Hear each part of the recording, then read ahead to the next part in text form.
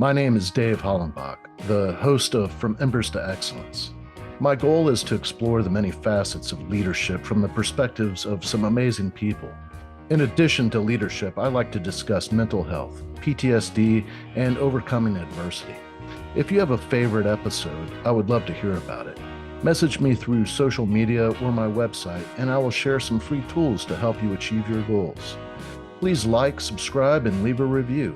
If you haven't purchased your copy of my book, Fireproof, please grab a copy today.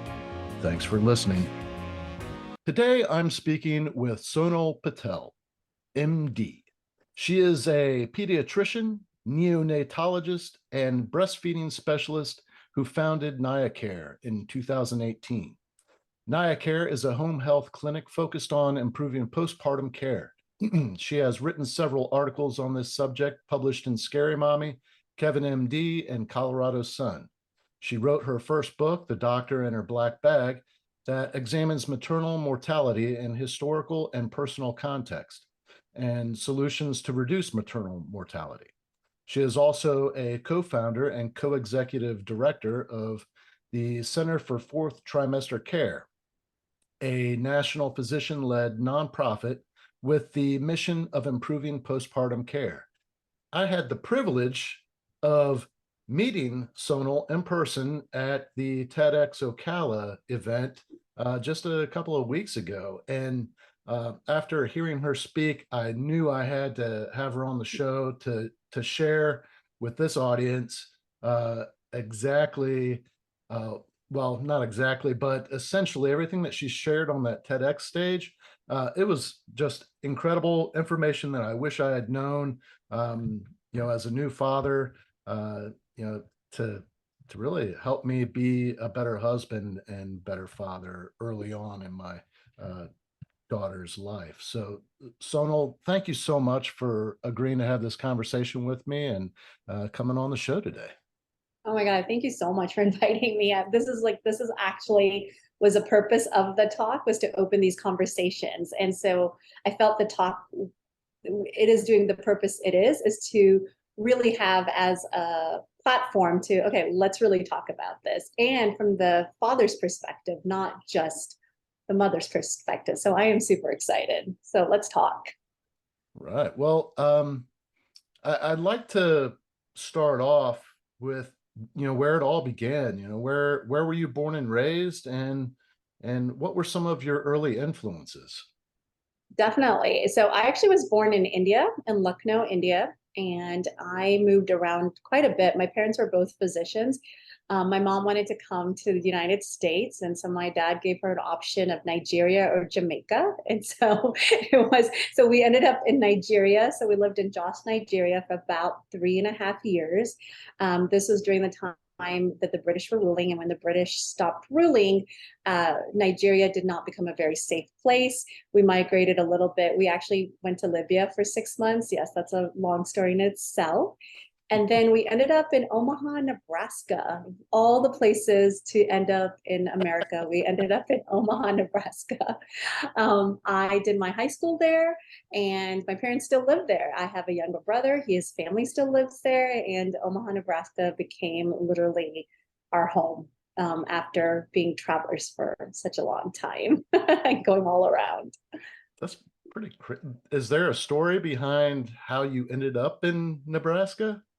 Yeah, so my dad in Jos, Nigeria, he taught at the medical center, and the visiting professor was a chancellor from the University of Nebraska Medical Center in Omaha. So he said if you ever came out, he was really impressed with my dad's ability to teach. My dad has gone on to win tons of awards for his teaching as well, and so that's how we landed it up there. So it was a job that brought my parents out there, but we never ended up leaving anywhere. Because usually, traditionally, you think about immigrants coming to the bigger cities like Los Angeles or New York, but nope, smack dab Omaha, Nebraska in the Midwest. Wow, Oh, cool. yeah. And so at an early age, well, let me ask you this. Mhm. Did you know at an early age that you wanted to become a doctor? Kind of, in the sense that, you are from an Asian family, so you only have like three choices, like either you're a physician, engineer, or business person. And I knew the other two did not fit me. Like, I don't really like math, like, that's not my forte at all. And I just thought it was boring. And I just realized, like, even the influence that you were talking about, my parents were able to take the skills they had as being physicians and travel the world, and no one stopped them to be like, no, no, we don't need your skills. So I thought, what a unique job, that if you did decide to take your skills, because the human body doesn't change, right? The diseases might change per location, but you can take your skills anywhere, and you can be a little bit mobile than the other two careers would allow you to be. And so that was my actually thought process on, okay, now I got to pick from these three. I am an Asian, my parents are Asian, the typical stereotype. But that was another reason. I was like, well, my parents traveled around the world when they were young, and I could do the same. So that was my biggest influence of becoming a physician. So yeah. Well, how did you end up in Colorado? So I met my husband at Emory University in Atlanta. The reason that I went there was my parents were supposed to move to Macon. I said yes to Emory. My parents said, no, no, we're fine in Omaha. And then I moved back to Omaha for the University of Medical at UNMC to do my medical training. At this point, my husband and I were doing long distance. And so what it's called couples matching, where you kind of figure out a job together. And that landed us in New Orleans for 5 years. My husband's super smart, so he got a fellowship so he's a physician too.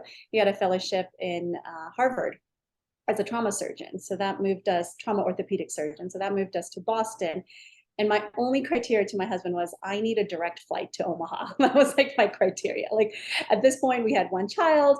I had to like do layovers, and layovers just suck overall.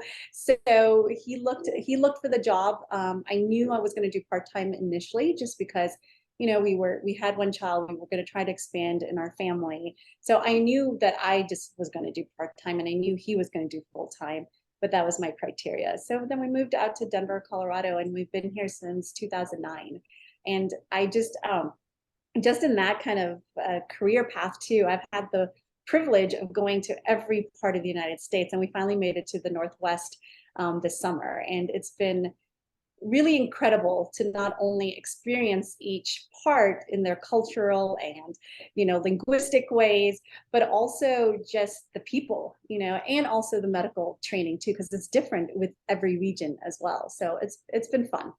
Was your mom or your dad, were either one of them pediatricians?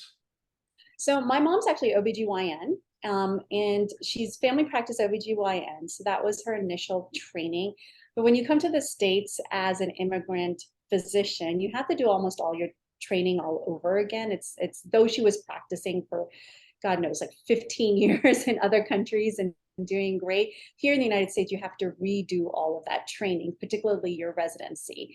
And so through residency, there came a point where now she was faced with the decision. I was like, well, does she do the OBGYN training, and she has to leave her family and go to Columbia, New York, when we were about 10 and 5. So that was not really an ideal age. So there was a family practice position opened in Omaha in the rural areas.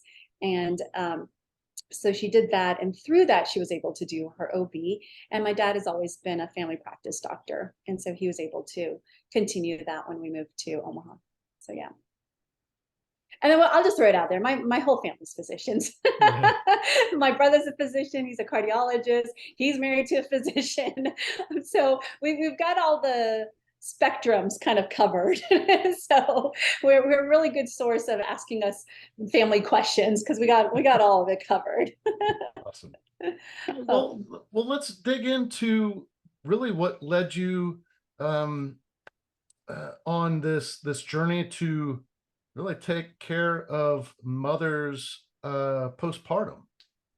Yeah. So, it's funny because I get asked that question a lot, because I'm a pediatrician. My background is pediatrics, NICU doc, breastfeeding specialist. I'm not like trained in OB.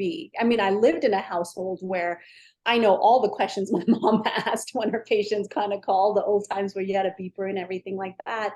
And it really was more of a personal and awakening kind of journey. And as I got deeper into the work and I realized, well, as a pediatrician, I need my moms to do well because that directly influences infant and childhood development in many ways. There's plenty of studies that support that, but it's not that they won't develop, it's like they won't become optimal. So, for example, women who suffer from postpartum depression and postpartum anxiety and all of those postpartum um, mental health disorders that are encapsulated.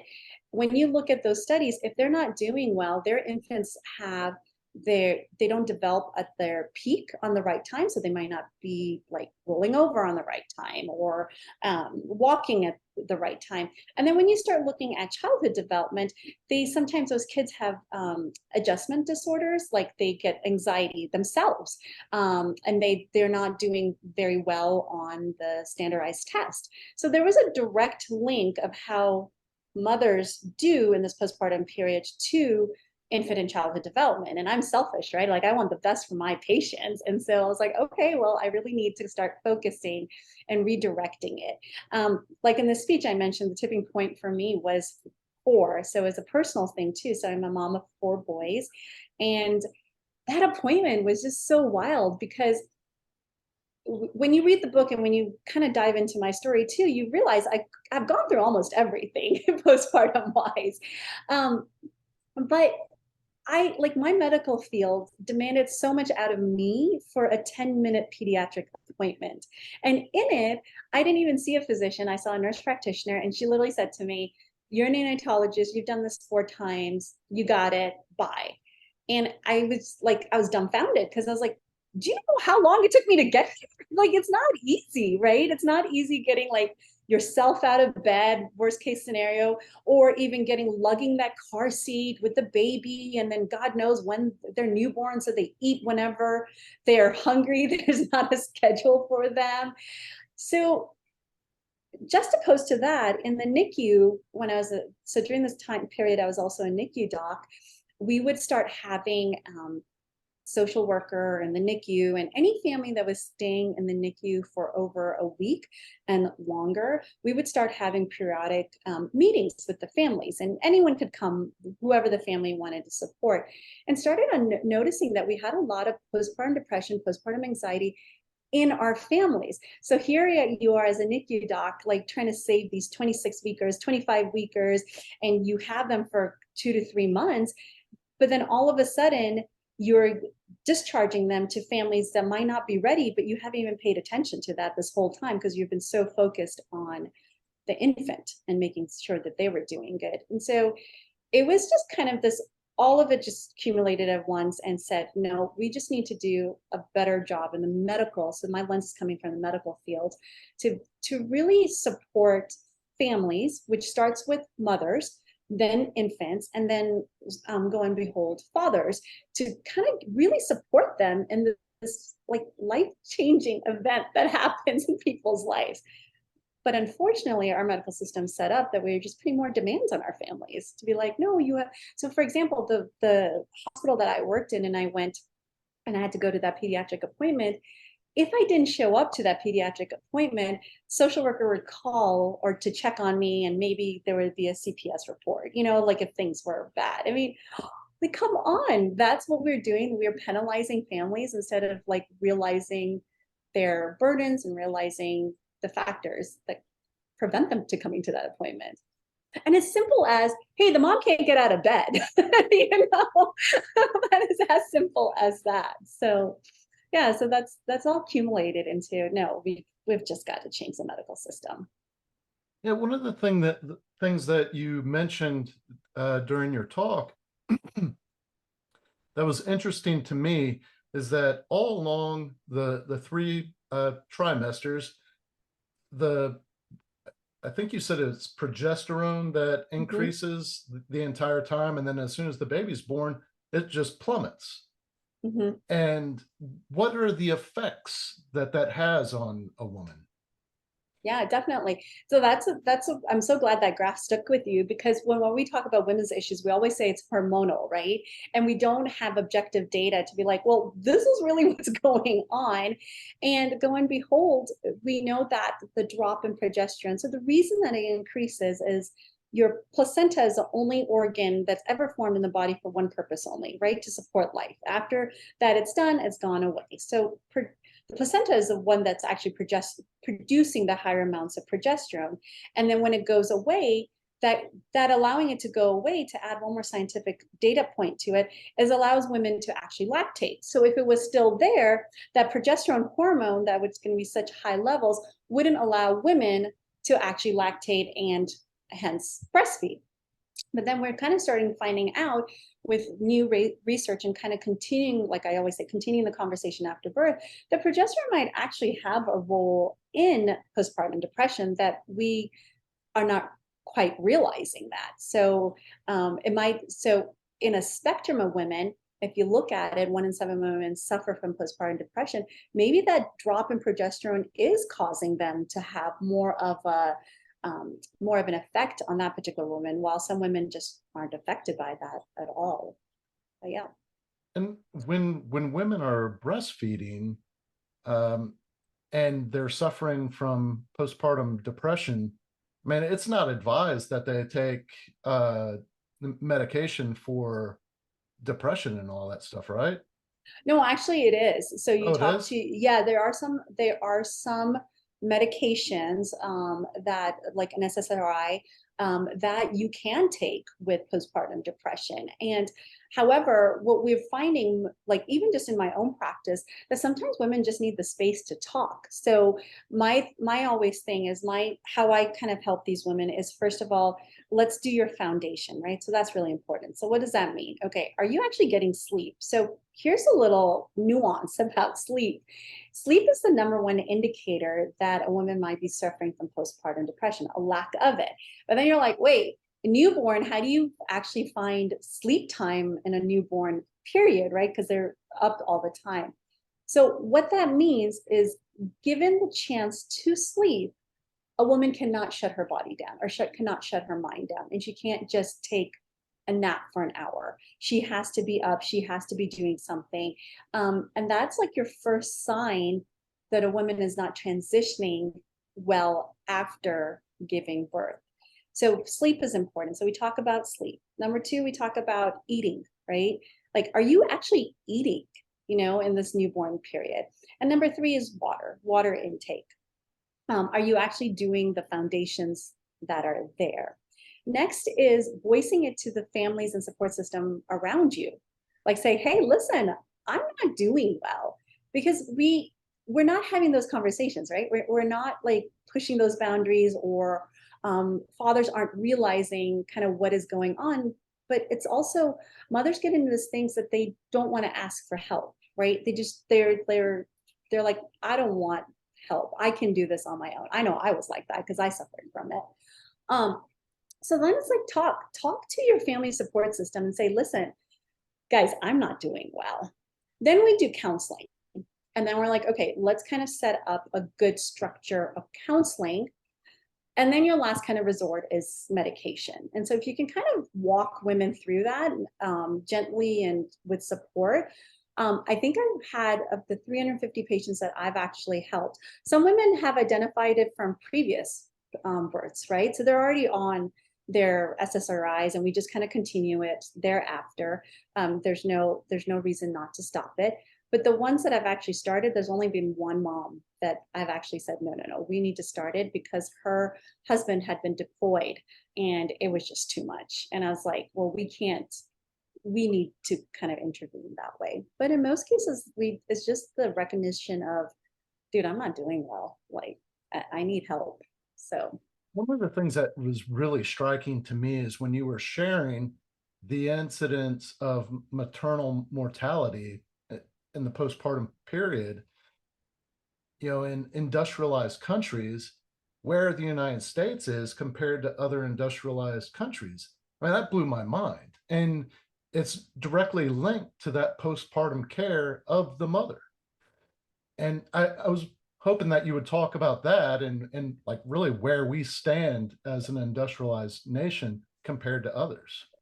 oh man, yes, that I'm so glad that slide blew you away, because what happened, that slide's not new, right? It was in the news cycle back in September. And that's what the news cycle does. It's like, oh, we have this like tragedy going on. And yes, 4 out of 5 deaths are preventable, but let's just continue. We'll give a 4-minute thing. And so my whole purpose was also to bring the financial aspect to it. So taking it one step at a time, that slide. I mean, we suck.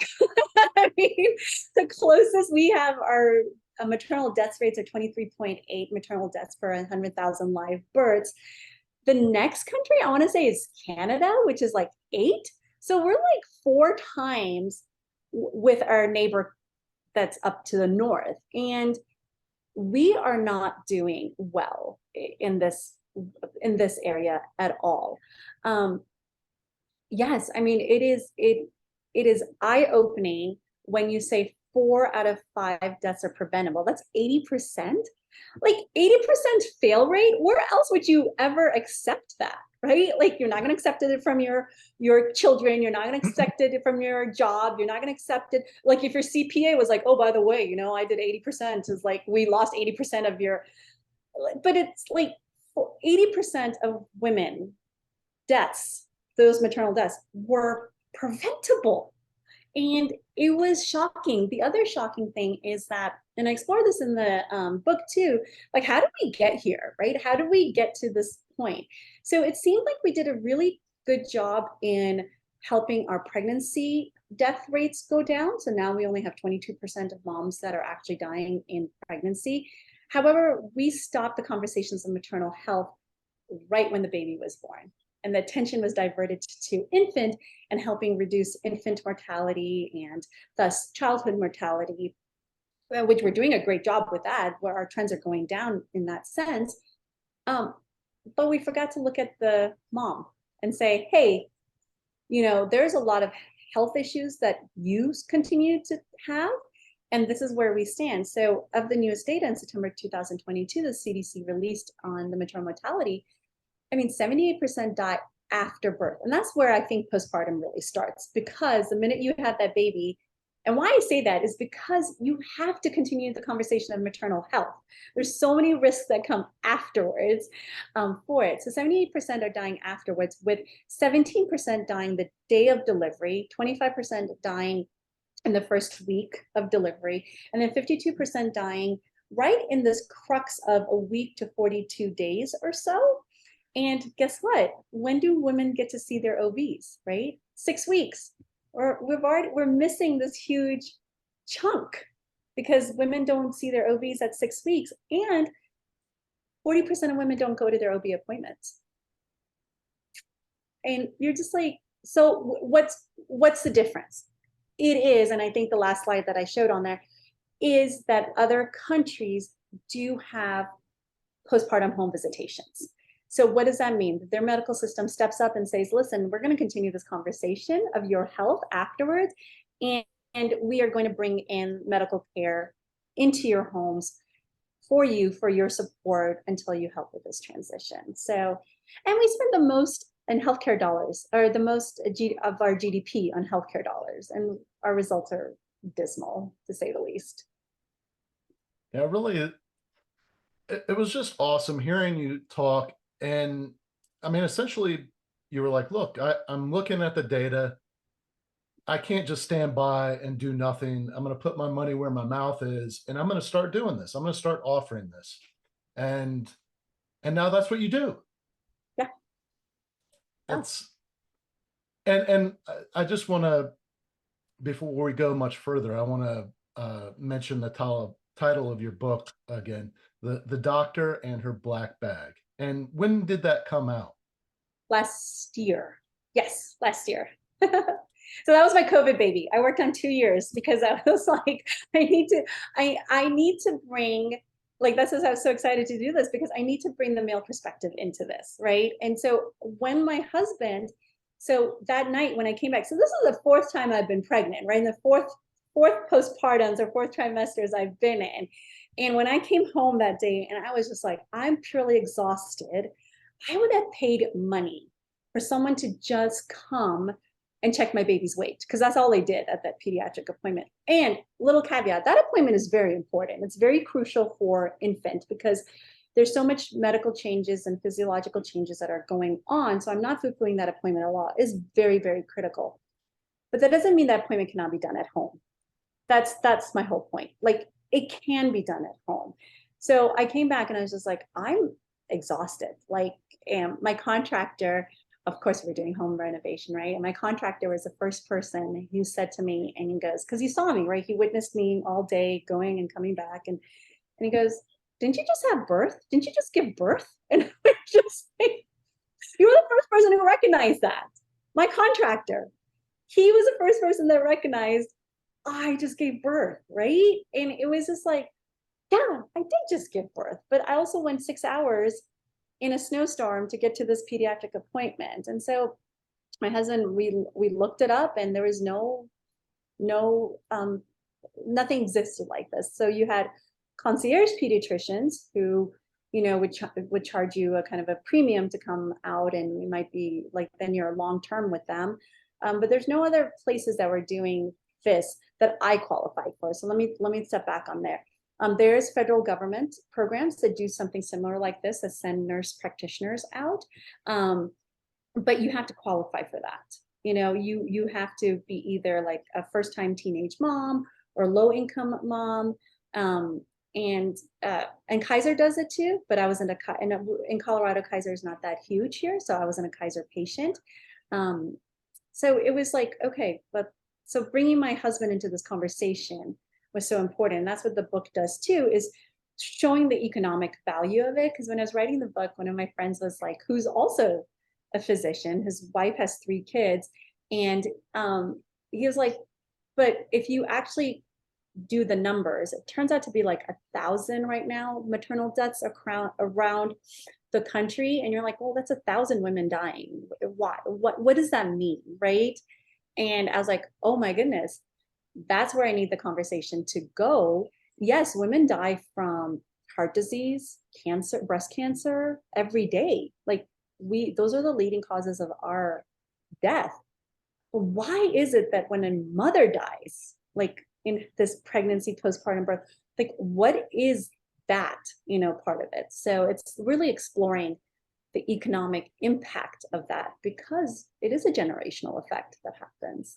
So yeah, that's a lot I just told you. Sorry about that. I get excited when I talk about this thing, because I think it's just like, when you bring that part of it into it, you're just like, oh, that just makes sense. Well, I feel like, women are so tough. Mhm. And I mean, I had no idea that my wife at the time was suffering from postpartum depression.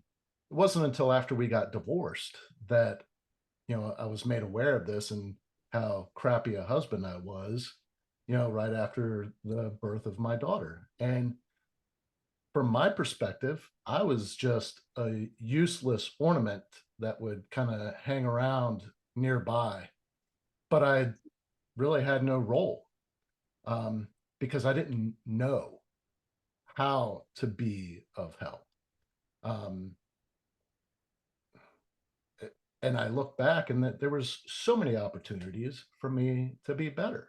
And I think if young fathers, new fathers, even, you know men that have had multiple children with their wife, if they're just now learning about this, I mean, I think it's beneficial to have this conversation and realize, when you bring your wife and baby home and you're getting them settled in, um, I mean, there's a lot of things that change for us too. Mhm. I mean, like, it didn't become real until I held my daughter in my hands, and then it was like, oh my god, you know. And I was a firefighter, so now all of a sudden mortality was real. My own mortality was real, and I couldn't uh, jeopardize my life, because now I was responsible for this, little baby. And uh, you know like, always kind of started feeling like I was like this knuckle dragging Neanderthal that might break her if I, got too close. But I mean, it was. I just wish that I had some of this information back then, because I think that um, I could have been better. And I think that most men would agree that this is kind of like new. I mean, we've all heard of postpartum depression, but how do we recognize it in our lives? You know, Man, because in my mind, she was just, kind of sleepy or whatever, like she was just tired, and maybe she wasn't getting enough sleep because she was managing so many things. I was working a lot, and she was taking care of everything at the house. And so I really, I mean, I want men out there to hear all this information and understand that we play a role in supporting our, you know, our children's mothers. And by doing that, we're ultimately helping our child thrive. Yeah, definitely. You had mentioned that there were opportunities. Now reflecting back, what opportunities did you think that you missed? Um, well, I did spend a lot of time working. I was gone a lot. And then when I was home, um, I uh, I could have, you know, fed her with a bottle, or, uh, taken her for walks to give my wife time to rest and get some sleep, or to reassure her that everything was going to be okay. And like, yeah, you need to have some you time, and maybe just ask, is there anything you need? Right, right. No, I mean we barely have good conversations with moms. So like now with my repeat families, dads are more open towards me. I literally just had a dad back in the summer where he witnessed, in his words, his baby daughter almost dying. And it wasn't until my second or third visit. So what had happened, the baby had come out a blue, the NICU team had come, did their interventions, baby was fine. Like it needed about 3-4 minutes of intervention, medical intervention help. However, that picture was seared in his brain. So it wasn't until my second or third visit with them, he was just like, I'm not doing well. And it was so wonderful to have, and so privileged that I was for him to be like, listen, I know my wife, I understand this because I've done this with you once previously, but this time I'm not doing well. Like I witnessed my daughter almost die. And so we got him plugged into counselings and stuff, but it was great to see when you have these repeat families, when you have this, the dads are more like, okay, I understand what's going on the first time, and now I understand what my role is in all of this, but now I can actually focus on me and how I am transitioning into this new world too. Because every child is it brings a different element of not only stress and joy, but just a different element of dynamic changes of the family. So I really love that you have that insight and you want to help fathers along. And I can tell you some objective ways. So I think men are very objective in nature. So if you tell them, hey, go do this, they will do it. But if they look at like, I mean, I did this trick with my kids. I saw it on Instagram, so it's not mine. I left literally a piece of paper on the stairs and I put a $5 bill underneath it. That paper sat there for 3 days. So if anyone would have just picked it up, they would have been awarded for $5. And I live with 5 men in my house. So you learn that men are very objective, like they need to be directed. So in this postpartum. So if you go on our website, we have a roadmap to postpartum care that you can download. And it tells you, actually, it's divided into six different sections, and what the dad's roles are, or what the partner's roles are. And it's as simple as, so one of the fathers that I worked with, he just looked at breastfeeding as a joint duty. So whenever his wife woke up to breastfeed, he was there making sure that she had the water, she had the food next to her. He brought the baby over. Her job was only to kind of get ready for breastfeeding. And it was very awe-inspiring because every single time he did that, and he was off for 2 weeks, and he goes, that's my job also. So he took upon the responsibility that breastfeeding was not just his wife's job. It was his job also, because like you said, it helps your baby thrive. And he goes, well, I want my baby to thrive, so I'm going to help my wife out. Obviously diaper changes and stuff like that too, but there's something called skin to skin with sunlight. And I think sometimes I tell that job is the dad's job, because it's something beyond doing than actually like changing a diaper or helping with breastfeeding, right? So babies are okay to have kind of direct or filtered sunlight through the window. And sometimes if it's the summer, you can give them a little bit more direct sunlight for about 10 minutes or so. And it helps with jaundice and all of that good stuff.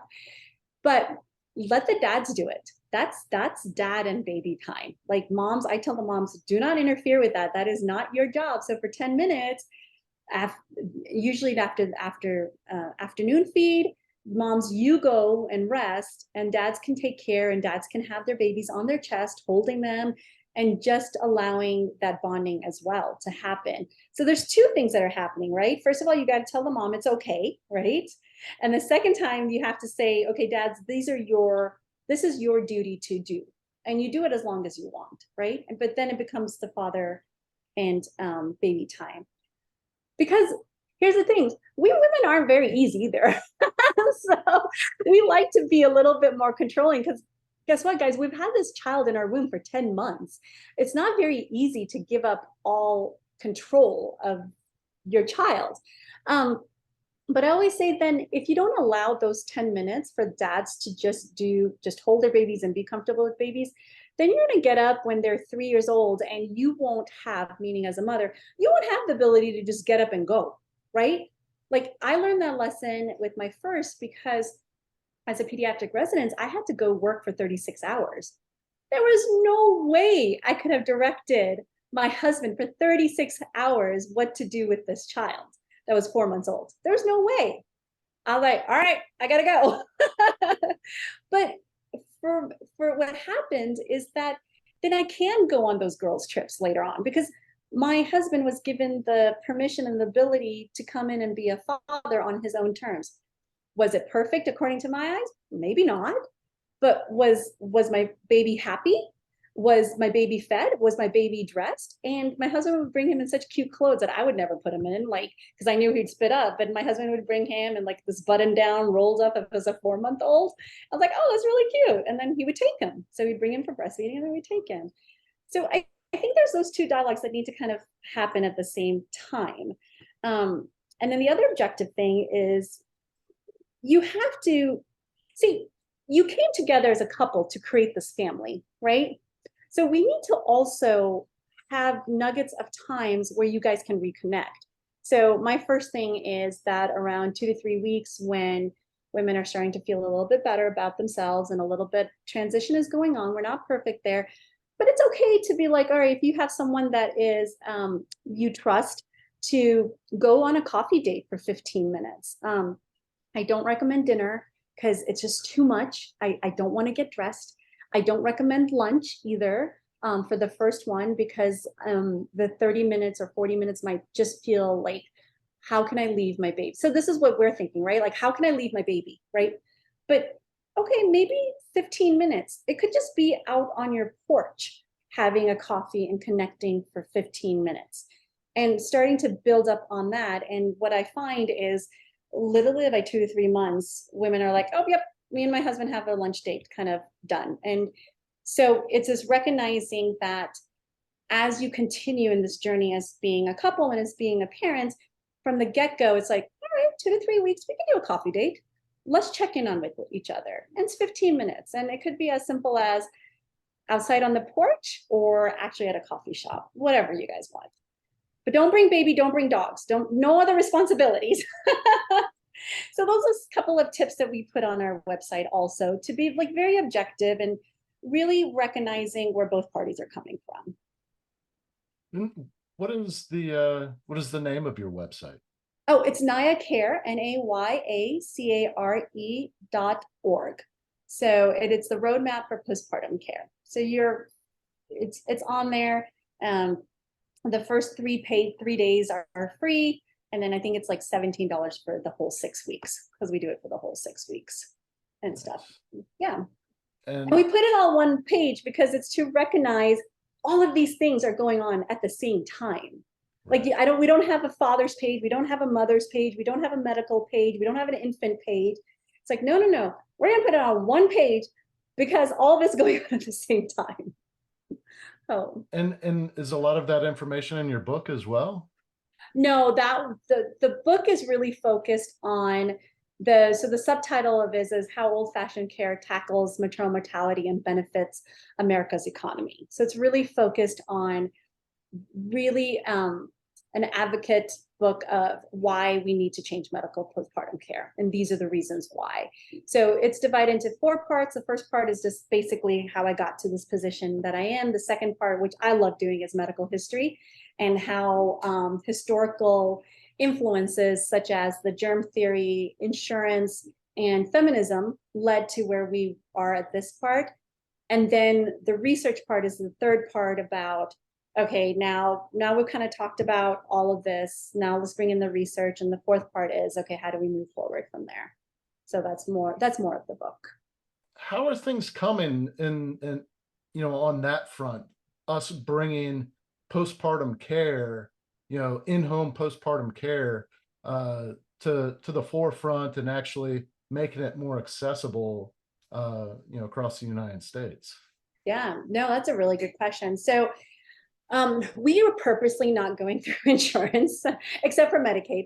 That's the only one I do take. It's just because then you get trapped into this vicious cycles of insurance so I wanted to step away from that cycle. So I always say there's a healthcare system that's consistent of insurance and, administrators, and then there's medical care. And medical care, healthcare system impinges on medical care. We're keeping our prices super low. So like sometimes it's as simple as $150 to $250 because people are starting to recognize the value of it. I say that when we created the Center for Fourth Trimester Care, which was the nonprofit that we just opened in January, there's about 10 or 15 physicians around the country kind of doing similar things that I am. We just had our first conference, and we are very staunch in that there's powers in numbers, and we really want to protect literally this new medical field that we're creating. And we want to protect it for our patients. We don't want to be impinged on our time. So for example, my first visits always last 75 minutes, without a doubt. There's no way that any insurance company is going to be like, oh yeah, I'm going to pay you for that value for 75 minutes, right? I mean, I need 75 minutes because at the end of the day, then my families are going to do better, right? I don't want someone saying that, oh, you only have 15 minutes for this visit. You can't get anything out of 15 minutes. I mean, that's not that thing. So we want to create, and we're becoming very protective of it because we want to have the dialogues with insurance companies on the benefits level, not on an individual provider level. So there's that difference. So we do have insurance look at this and say, okay, we want these for our patients, but we want to do it on the benefits side, not on the now we're going to impinge on everything that you do, and we have the right not to refuse to pay for this. I mean, we provide super bills, and I kid you not, one of the moms came back to me and she said, all the super bills, so the super bill is a receipt and of all the services I provide. So I provide for 2 months. It's about 4 home visits, and it's direct care to me. So my patients text me directly. I don't have like a phone tree or anything like that. $190 for 2 months is what they were going to reimburse me. And you're like, really? Like, really? Like, that doesn't even make any sense.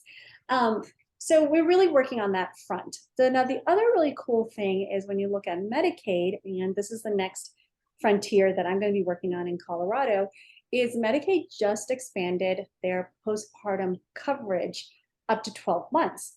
Now, usually what happens, whatever Medicaid does, insurance companies kind of start getting into line with it.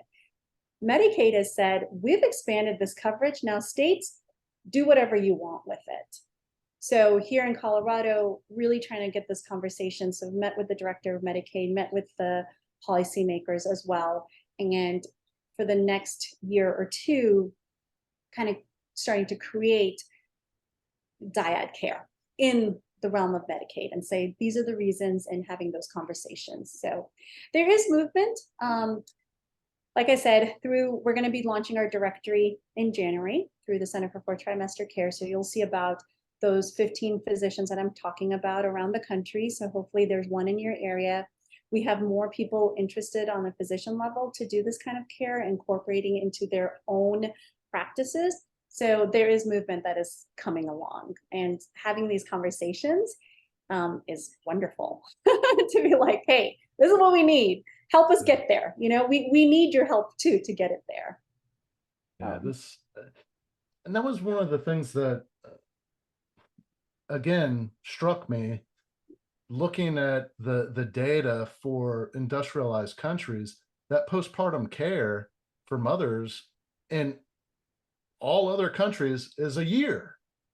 And in the United States, that I'm trying to think of the benefit that's offered, when, after a mother gives birth, they typically get about, 3 months off, FMLA. Yeah, but sometimes it's not paid, right? So Right. regardless of your politics, I'm just literally putting it that way. Donald Trump was the first president to sign federal medical FMLA, paid medical FMLA, right? So he was the first. Now there's certain states that are requiring paid medical leave and paid family and medical leave.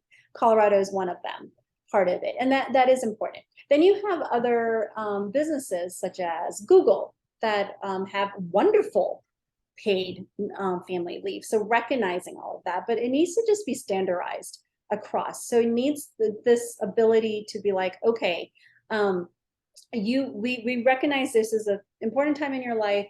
We're going to help support you. Now, the back end of that is businesses and economists, basically corporations will say, hey, we're going to be losing money on this. But being part of the movement to do paid family leave in Colorado, the research indicates it's actually not true, because when you lose a worker, that's 3 months of their pay that you have to invest back in to find that worker again. And that is actually more costly to businesses versus, okay, let me just pay you for the 3 months that you need to adjust, and we're going to pay you your disability or however it works out into your areas. That's actually more cost effective, because then your workers come back more supported, because they're just more supported. And that's not just women, it's fathers too. So like for Coors Factory out here in Colorado, I mean, one of my dads has 12 weeks paid family leave. So it's just not looking at it from the mom's perspective, also from the dad's perspective. And I mean, he is floored, and he's going to come back and give 110% to Coors again, just because Coors recognize that, hey, you have a life-changing event, take your time. And so that's what the studies have actually shown. So people who foo-foo paid family leave and medical leave, they always bring in that, oh, it's going to be so cost inhibitory to like a corporation. And you're like, actually, no, the studies have actually shown vice versa, because it's more cost of, you have more cost replacing that worker than if you just kind of help and support them. And that worker comes back even more supported. So there's that component as well too. Yeah. And what's really interesting is when we were having our conversation, I don't remember if I mentioned this to you, but a lot of what I talk about on this show is about leadership and self-leadership and leadership development and all that. But one of the core concepts that I talk about a lot is when you're a good leader, when you're actually taking your obligation seriously, and I say obligation because when you accept the responsibility of a certain position, a leadership position, you're obligating yourself to, ensure the success of the people that you're leading. And part of that is genuinely caring about their well-being. Mhm. And that's kind of one of those things where if you're really concerned about your employees' well-being, you'd be looking at the kind of care that you're providing them when they're in need, Mhm. as in FMLA, or when a baby's born, when there's a death in the family or something like that. If you take care of your people, they're going to show up for you. It's what you were just saying. I just think that it's just another layer of when you look at these organizations that stand out as having strong leadership models, they're the ones that are taking care of their people. Oh, And they're kind of leading the way with efforts like this. So yeah, yeah. I mean, definitely. I mean, once you're supported in anything, you come back much stronger, right. regardless, right?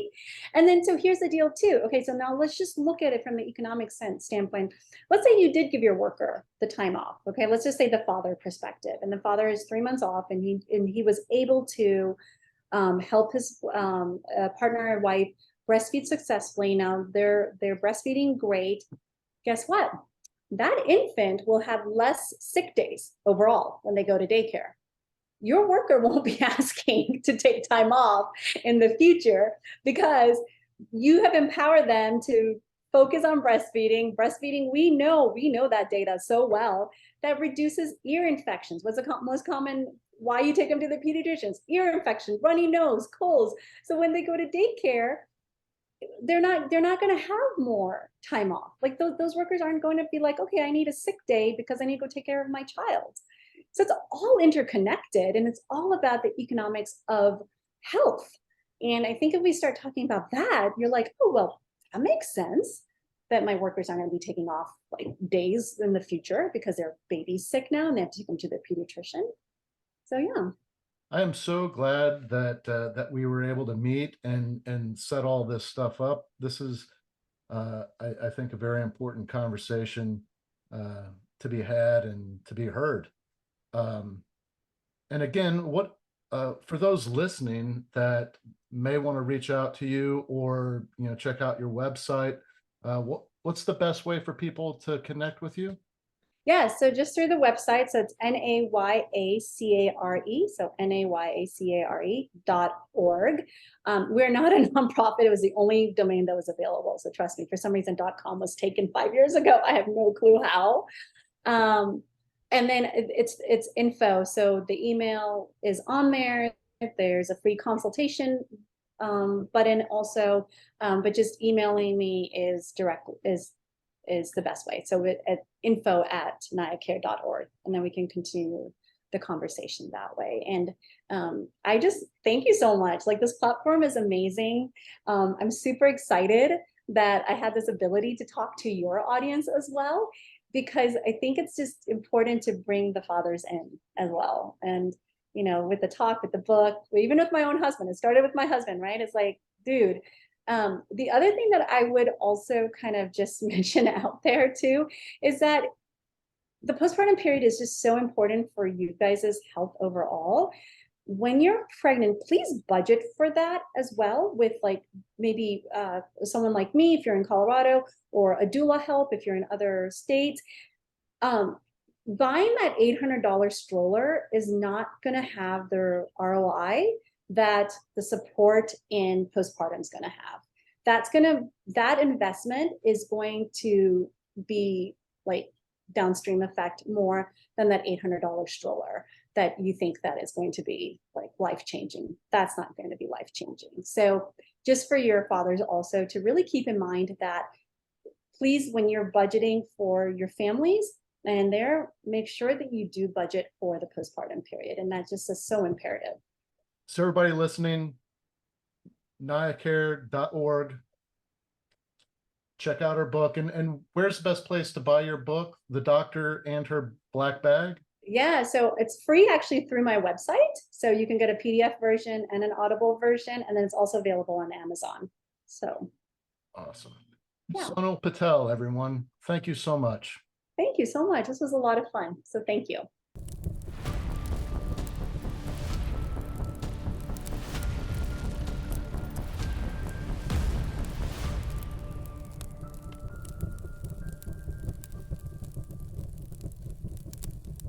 Thank you for listening to this episode of From Embers to Excellence. Please visit hollenbachleadership.com for additional content, and don't forget to like, subscribe, and leave a review.